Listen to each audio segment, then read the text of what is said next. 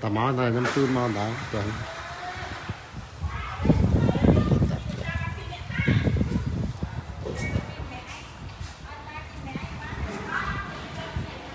và buồn mẹ mà tất và tạo đập này mẹ các bạn tứ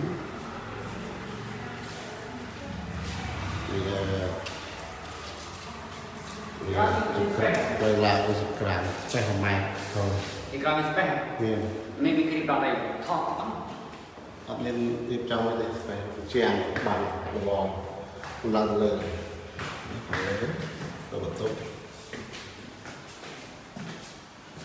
nó tại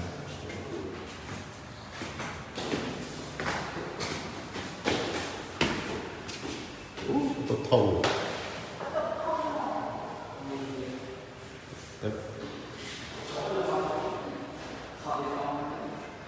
chỗ ngon này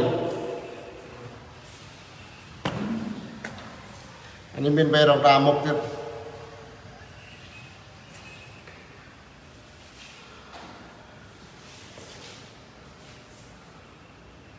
lứa bạn ba quay thể bật bật bờ miền nhiêu từ ngày một tới bờ miền nhiêu như ba bay thể lứa tục